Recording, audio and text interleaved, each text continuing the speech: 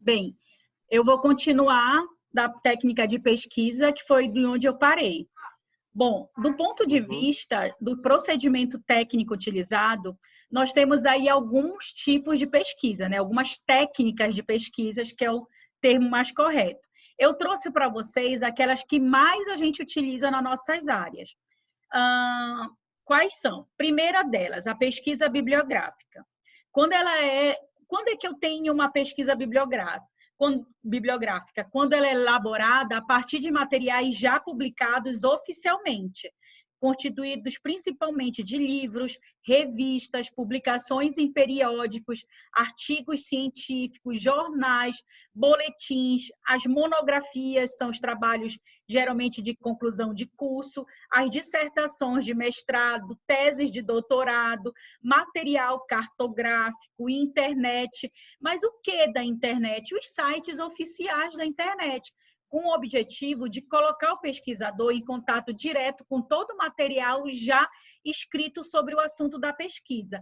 Então, olha que interessante, não é qualquer material, são os materiais que realmente vão ter respaldo científico, são os autores que são relevantes na nossa área, são materiais que estão em sites oficiais, Ministério da Educação, Conselho Federal da Educação Física.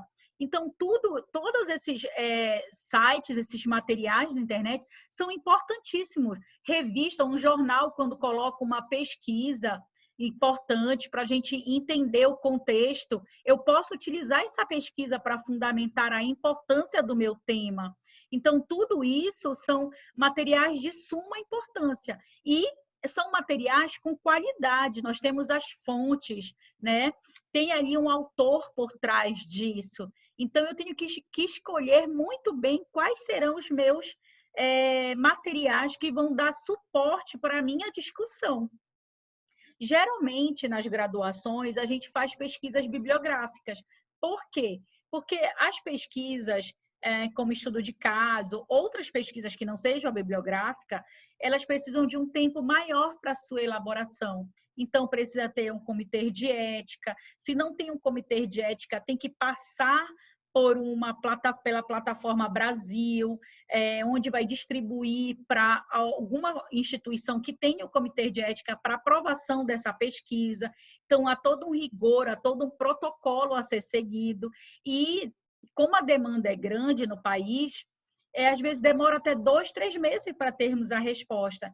E, às vezes, o TCC ele fica para ser elaborado no último semestre. Então, 2 meses, 1 mês e meio depois, ficaria pouco tempo para realizar o trabalho, um estudo de caso, por exemplo. Então, geralmente, para iniciação científica, para os trabalhos de conclusão de curso, é pedido uma pesquisa bibliográfica seja por meio de um artigo científico ou por uma monografia, tá?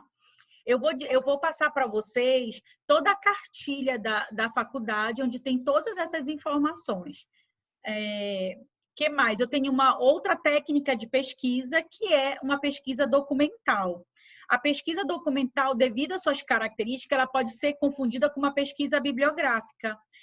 Para o Gil, ele diz que o que destaca, qual é a diferença entre 2 tipos de pesquisa, são as fontes de ambas pesquisas.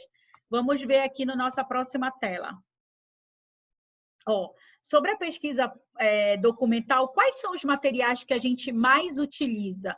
Os documentos institucionais mantidos em arquivos da empresa ou órgãos públicos ou entre outras organizações, as fichas, os registros, uma normativa, vários documentos ali, o registro fotográfico, todos esses documentos institucionais, por exemplo, um projeto político-pedagógico de uma escola, o arquivo das fichas de treinamento realizado em tais décadas de uma academia, o registro de um clube. Então, esses documentos institucionais que estão arquivados naquela instituição. Também os documentos pessoais, como cartas, diários, podem também serem fonte de pesquisas. materiais elaborados para fim de divulgação, como folders, catálogos, convites. Tudo isso também traz mensagem de um período, de uma época, né, de uma intenção, de uma intencionalidade, de um evento de que foi feito. Isso também são materiais documentais. Documentos jurídicos como certidões, escrituras, testamentos, inventários, as próprias normativas, tudo isso também são documentos que vão enriquecer essa pesquisa documental. Documentos iconográficos como fotografia, quadro, imagens, também trazem elementos para serem verificados. E registros estatísticos, que são materiais que nós utilizamos muito para fundamentar as nossas pesquisas. Professor, então, a pesquisa ela pode ser bibliográfica e documental? Claro que pode, né? Enriquece ainda mais essa pesquisa. O que mais que eu tenho aqui? Outra técnica de pesquisa são as pesquisas experimentais, né? Na pesquisa experimental, o pesquisador procura refazer as condições de um fato a ser estudado para observar sob controle. Então, ele tem todo um protocolo a seguir. Então, ele vai refazer uma ponte no laboratório, colocar o peso, né, uma casa, um prédio, e aí ele estabelece aqueles pesos, aquelas medidas. Então, ele propõe aquela realidade dentro de um laboratório. Então, a construção de um tecido, a questão do sangue, a observação. Então, tudo isso é colocado de uma forma real naquele laboratório para que possa observá-lo sob controle e, a partir disso, poder ter um entendimento melhor sobre a situação estudada, tá? O Neto chegando. O que mais aqui que nós temos? Para tal, se ele utiliza de um local apropriado, com aparelhos apropriados, com instrumentos de precisão, a fim de demonstrar o modo ou a causa pelos quais um fato é produzido, proporcionando assim o estudo de suas causas e de seus efeitos. A pesquisa experimental, ao contrário do que faz supor a concepção popular, não precisa necessariamente ser realizada em laboratório. Pode ser desenvolvida em qualquer lugar, desde que apresente as seguintes propriedades, ou seja, há todo um protocolo a seguir. Quais sejam? O primeiro dele, a manipulação. O pesquisador precisa fazer alguma coisa para manipular pelo menos uma das características dos elementos estudados, né? Que mais? Controle. O pesquisador precisa introduzir um ou mais controles na situação experimental, sobretudo criando um grupo de controle e o registro dessas suas observações, o que é muito sério. E a distribuição aleatória, designação dos elementos para participar dos grupos experimentais de controle, que deve ser feita aleatoriamente para poder ter um resultado aí mais preciso, né? Sem condicionar essa pesquisa, tá? Outra técnica de pesquisa que a gente utiliza muito na nossa área é a pesquisa de campo, onde consiste na observação dos fatos e fenômenos tal como ocorre espontaneamente. E aí a gente vai coletar esses dados a ele referente, registrá-lo, fazer o registro dessas variáveis, que nós vamos presumir ser as relevantes para posteriormente analisá-lo. Então, quando a gente vai para a pesquisa de campos, a gente tem que entender que a gente vai coletar informações, né? Seja através de questionário, de entrevista ou de uma observação, de uma descrição daquele fato, tá? E aí nós temos que ter aquele compromisso que eu sempre falo, de ser mais objetivo possível, de ser mais neutro possível. Ali não é a pesquisadora Cleise, Luan, Neto, ali é aquele pesquisador, né? Não é o sujeito, não é a pessoa em si, mas o pesquisador. Então, que a gente possa ter esse compromisso de descrever o fato mais próximo da realidade possível, independente do que a gente acredita ou não, tá? Do que a gente deseja ou não, o resultado que a pesquisa vai nos trazer. E a última técnica de pesquisa que normalmente a gente utiliza muito são os estudos de caso, que são pesquisas que buscam coletar e analisar informações sobre determinado indivíduo, família ou grupo ou uma comunidade, a fim de estudar aspectos variados da sua vida de acordo com o assunto da pesquisa. tá? Então, esses são os principais aí as principais técnicas de pesquisas que mais na frente, no decorrer da formação de vocês, vocês vão poder escolher para realizar no trabalho de conclusão de curso de vocês. Tá?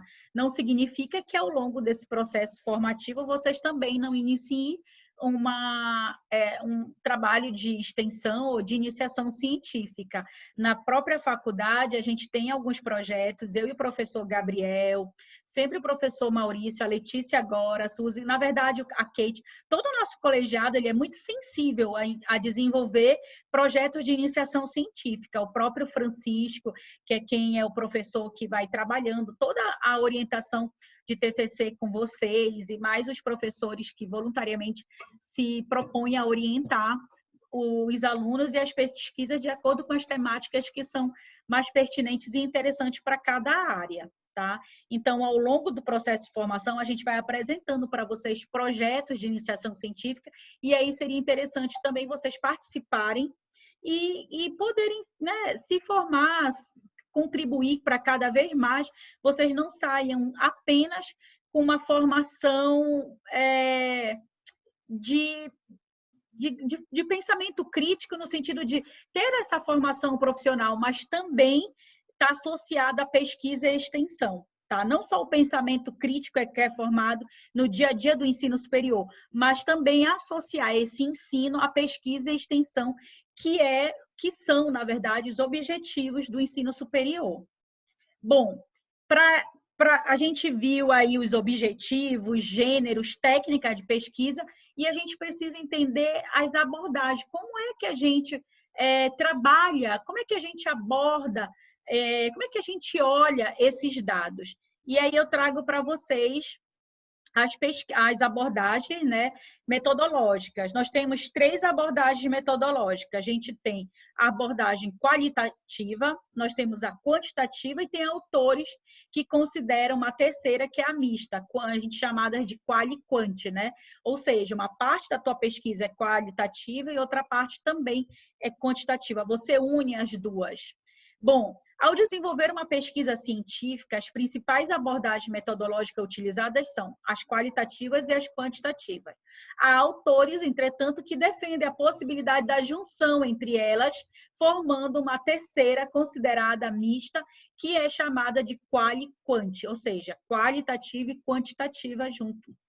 Sobre a abordagem qualitativa, as pesquisas qualitativas elas buscam estudar aspectos da realidade que não podem ser quantificados, né? Então, eu não vou para esse lado numérico, quantificável dela. Inicialmente, foi muito utilizada nas áreas de antropologia e sociologia, e atualmente seu campo de atuação tem crescido, atingindo as áreas da psicologia, a nossa área de educação, enfim, outras áreas de modo geral. É muito utilizada em ciências sociais, uma vez que o seu foco é a compreensão e explicação das relações sociais e sua dinâmica. Então, nessa abordagem, a gente não está preocupado com o quantitativo. 30% da população gostou, não gostou, teve um resultado positivo ou negativo. A gente não está preocupado por essa abordagem com a questão numérica, mas a gente está preocupado com a qualidade desse dado, com a relação desse fenômeno desse dado. Então, a gente quer entender esse fenômeno, tá? E não quantificá-lo.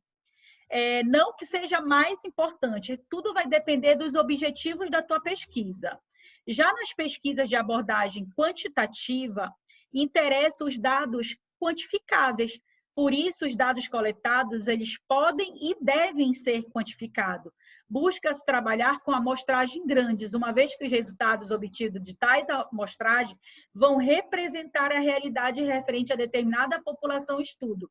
Trata-se de uma pesquisa cujo principal foco é a objetividade, característica própria do positivismo. Né? O positivismo é uma escola filosófica representada pela figura do Auguste Comte, que foi seu fundador, e dentre suas principais ideias, destaca-se a crença de que o conhecimento científico é a única forma verdadeira de conhecimento, pois pode ser comprovado por meio de métodos já considerados válidos. Hoje nós temos vários métodos, né?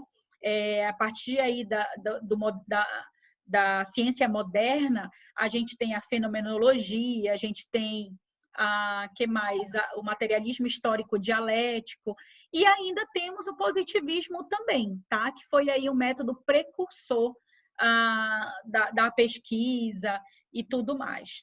Isso a gente vê posteriormente, tá?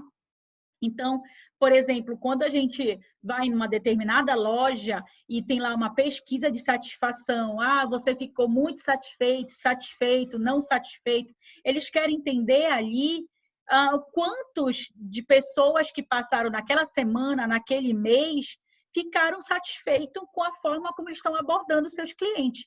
Então, de 1.000 pessoas, 70% estão satisfeitos, poxa, das 1.000 pessoas, 700 estão satisfeitos, é isso que está interessando. Eles não querem entender o que levou eles estarem satisfeitos. Isso aí é uma outra pesquisa, e aí eu teria uma pesquisa com uma abordagem qualitativa. O que levou esses clientes a estarem satisfeitos? É a nossa forma de atender, é a forma como a gente organiza a nossa loja, né? Então, aí é uma outra abordagem, a abordagem qualitativa. Mas se eu quero entender muito rapidamente quantos estão satisfeitos, aí eu vou para um aspecto quantitativo. Então, no final, eles baixam aqueles dados e eles têm um gráfico com aquelas amostragens. Então, naquele momento, é isso que está sendo mais importante, tá?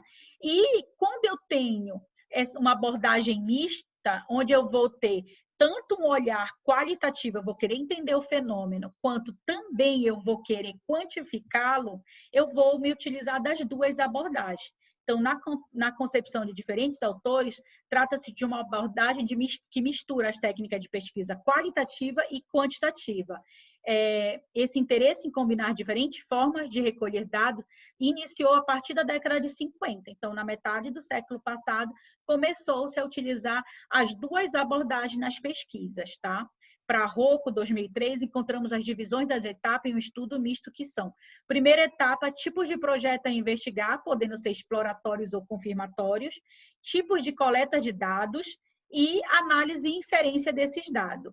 Um tipo de estudo misto é conhecido pelo meio científico como triangulação, que mistura dados tanto qualitativos quanto quantitativos no momento da sua interpretação. Então, eu não quero só entender o fenômeno, como eu quero quantificá-lo também, tá?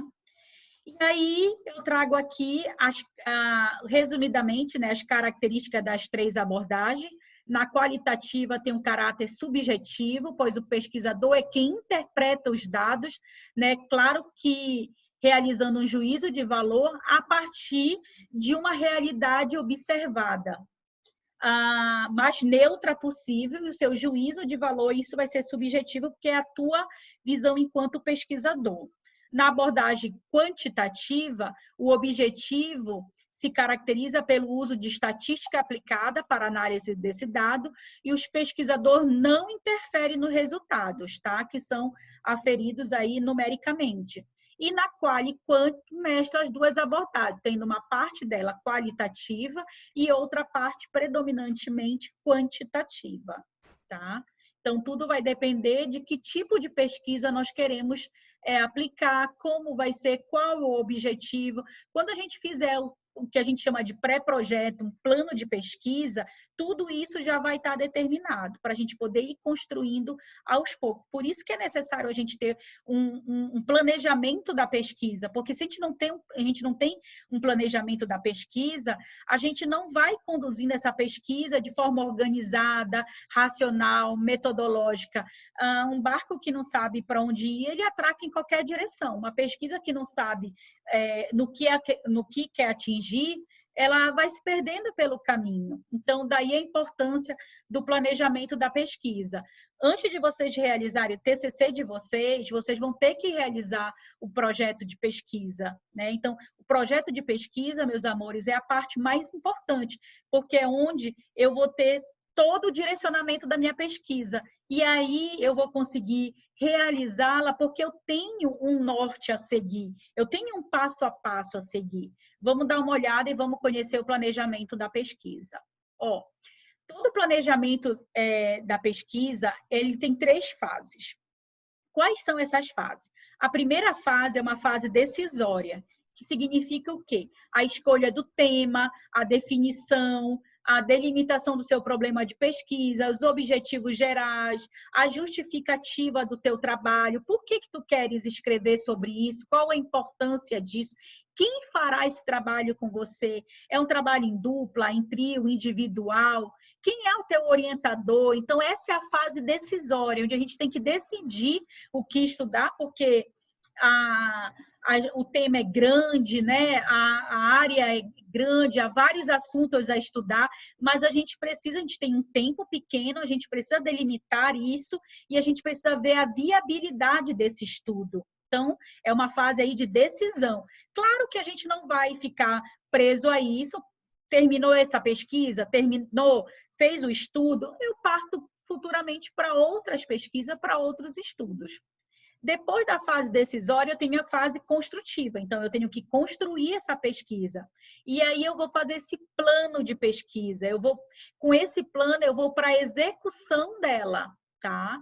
E a fase redacional, onde eu realmente vou ter que organizar esses dados, eu vou ter que escrevê-lo, eu vou ter que analisá-lo, eu vou ter que organizar essas ideias de forma sistemática e eu vou apresentar um relatório final, que é um trabalho de conclusão de curso de vocês, um TCC, seja através de um artigo científico ou de uma monografia. Então, no final, eu entrego um estudo. O meu mestrado, eu vou ter que entregar uma dissertação, no doutorado, uma tese, tá? Então, no final, eu entrego essa fase redacional pronta em um produto.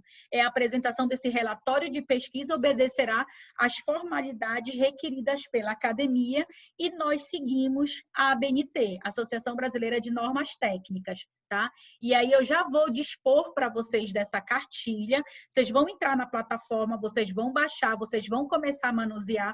Lá na cartilha ensina vocês a fazerem a capa dos trabalhos oficialmente, como a instituição pede, ensina a contracapa, a folha de aprovação. Claro que vai ter trabalhos acadêmicos que não têm necessidade de tantos elementos assim. Então, normalmente, nos trabalhos acadêmicos, você precisa da capa e da contracapa. Tá? Tem professor que vai dizer que nem contracapa precisa, mas eu sugiro que vocês estejam familiarizados com esses elementos, porque fica muito complicado eu só conhecê-los para fazerem o meu TCC. Não, eu vou fazer todo o meu trabalho acadêmico. Então, quando eu chego no meu TCC, eu já estou tão familiarizada com essa linguagem acadêmica que eu não vou sentir dificuldade. Então, eu vou entender como tem que ser as minhas margens, como é que eu tenho que escrever o espaçamento, o e-mail, a fonte Arial ou Times, a fonte número 12, né? Quando eu tenho um recuo de 4 centímetros, espaçamento simples. Então, tudo isso eu vou explicar para vocês, mas eu já vou entregar um documento para vocês manuseá-los, porque eu sei que quando a gente escuta e vê, tudo fica mais fácil. Então, eu escuto, eu estou aprendendo o que a professora me diz, mas eu vejo como faço. Aí eu digo, tá, então é assim que eu faço. Então, para mim, é muito melhor. Então, se eu penso dessa forma, provavelmente para você também é. Porque eu sou aluna também. Eu sou aluna já em um outro nível de vocês, mas sou aluna. Então, quando meu professor me pede um fichamento, me pede um resumo, uma resenha crítica, e eu faço, e eu sou, como é que o senhor quer? Olha, assim, para mim fica muito mais fácil. Né? Então, para vocês não é diferente também. Então, só para a gente fechar aqui, o planejamento tem 3 fases: a fase decisória, a fase construtiva e a fase redacional. E aqui, olha, eu trago todas as fases para vocês. Definição do problema. Eu vou realizar, primeiro eu vou definir o que eu quero estudar e eu preciso, para toda a pesquisa, começar com uma questão problema. Então, eu vou fazer uma pergunta para o meu tema. Depois eu vou ter o meu planejamento. Bom, já tenho minha questão problema, já tenho o meu tema, eu vou construir o planejamento da minha pesquisa. Aí eu vou identificar, coletar dados, analisar, discutir, identificar novos problemas, e aí é todo um ciclo de pesquisa científica, tá? Aí são as etapas da pesquisa. A escolha do tema, o levantamento bibliográfico preliminar. Então, eu vou mostrar para vocês algumas plataformas de pesquisa. Eu vou precisar baixar vários artigos científicos, porque os artigos científicos eles não trazem tudo o que eu quero. Então, eu vou baixar um pouco daqui, um pouco dali e vou construir essa minha coxa de retalhos a partir de vários estudos, montar um novo estudo, uma nova pesquisa será realizada, tá? Então, não vão com desejo de, ai, professora, mas eu li 12 laudas, 20 laudas e só achei uma parte que me interessa. Que bom que você achou. É isso mesmo. Então, eu vou pegar um pouquinho dali, um pouquinho da acolá e vou montar um novo estudo. Vou fazer a minha formulação do meu problema, vou elaborar o meu plano provisório, porque esse plano ele é flexível, ele pode mudar. Eu vou buscar as minhas fontes, e aí eu lembro vocês que se eu quero um trabalho atual, eu vou buscar os últimos 5 anos, atualíssimo, os últimos 3 anos, tá? Um trabalho com muito tempo já está meio defasado. Claro que os livros, os clássicos vão permanecer, e se eles são clássicos é porque eles são atemporais, mas os estudos mais recentes, os artigos, eles precisam ser de datas mais recentes, tá? Até para não se tornar obsoleto. Não dá para eu colocar no meu estudo 10 anos atrás, 15 anos atrás, se não for um clássico, eu não vou fazer porque esse estudo já mudou muito durante esse tempo. Eu vou buscar as fontes confiáveis de pesquisa, eu vou ler esse material e vou fazer o fichamento, o resumo e resenha. Por que é importante o fichamento? Porque o fichamento vai me ensinar a fazer citações diretas e indiretas, né? O resumo também. Tá? A resenha vai me ensinar a dialogar com esses autores, então nada é por um acaso. Eu vou reforçar com vocês o fichamento que eu já passei. Depois dessa aula, nós vamos construí-lo. A organização lógica desse assunto e partir para a parte prática, que é a redação, é escrever mesmo. A professora, não sei escrever, e escrever eu posso garantir para vocês como opinião própria, que é exercício. Então, a gente vai exercitando, a gente vai lendo tanto que a gente vai se familiarizando com o assunto e a gente começa a escrevê-lo. Isso é processual, não se preocupe. Para cada etapa acadêmica, uma etapa de escrita. O que a gente tem que fazer é treinar, tá? Todos sabem escrever. A sofisticação dessa escrita, ela vai ser proporcionalmente ao nível de leitura que nós temos, tá? Se formos pessoas que temos aí um bom aporte teórico, se a gente lê muito, a gente não vai ter dificuldade de escrita. Se a gente ler pouco, aí a gente tem mais dificuldade. Então, tu queres ser um ótimo profissional, tu queres escrever muito bem, tem uma receita. Escrever, preciso ler. Então, para eu escrever bem, eu tenho que ler bem. Então, é o conselho que eu deixo para vocês. Aproveitem esse momento e leiam bastante, tá? Marquem as partes principais, fichem as partes principais de apostila, de livro. Vocês não têm noção do salto qualitativo na formação de vocês que vocês vão dar. E aí, eu passei essa atividade para vocês. Vocês fizeram? Fizeram? Eu vou precisar corrigi-lo. Fizeram? Quero ouvi-los. Não, professora. Então, vamos fazer. Eu vou disponibilizar, Luan, Neto, pessoal, essa atividade é a metade de uma atividade que eu vou passar para vocês. Seria a primeira parte. Então, eu vou disponibilizar agora para vocês, lá na plataforma, a atividade completa. E aí, eu quero corrigir com vocês. Eu já vou deixar vocês fazer, eu vou disponibilizar agora. Eu vou sair dessa plataforma e vou para o chat. Então, se vocês tiverem dúvidas, vocês vão para lá comigo. Eu vou disponibilizar, vocês vão abaixar e vocês já vão realizar. E aí, no nosso próximo encontro, na quarta-feira, no nosso horário, eu vou corrigir e já vou falar do fichamento, tá bom?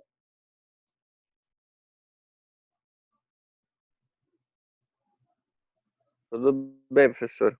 Tá? Então, assim, eu vou sair agora dessa tela e vou para a plataforma da Examais. Eu vou colocar lá a atividade, vocês vão baixar e eu vou corrigi-la quarta-feira que vem. Só quero lembrar uma coisa para vocês. Essas atividades, elas não são aleatórias, tá? Elas estão fazendo parte de todo um processo de avaliação de vocês. Então, vai chegar um momento que eu vou pedir essa avaliação, tá? Então, é importante que vocês façam. Nós temos um decreto estadual dizendo que até o dia 22 de abril, a gente tem aí essa paralisação, junto com o Ministério da Saúde.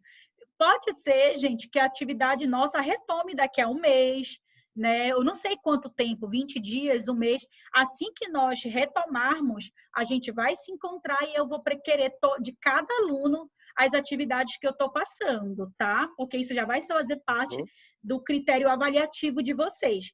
Se, por um acaso, a gente não se encontrar no semestre, que eu acho que isso não vai acontecer, mas se acontecer, o que eu vou pedir? Eu vou pedir para vocês todo esse material, a pasta de vocês, e aí vocês vão me mandar por e-mail, vão me mandar pelo Zap, não tem problema, mas eu vou receber porque isso vai fazer parte do critério avaliativo de vocês, tá bom?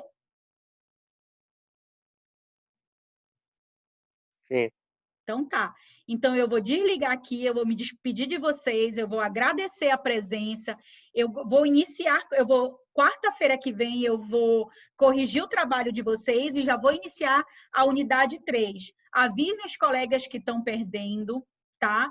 Que estão perdendo, que é importante esse momento, que vocês tirem dúvidas, tá? Eu estou aqui para auxiliar vocês. Então eu preciso dessa interação. Estou sentindo falta do Leonardo, dos outros meninos. O Rafael me passou que não estava bem, mas as meninas eu estou sentindo falta também. Então, mobilizem a turma de vocês, tá bom? Sim, sim.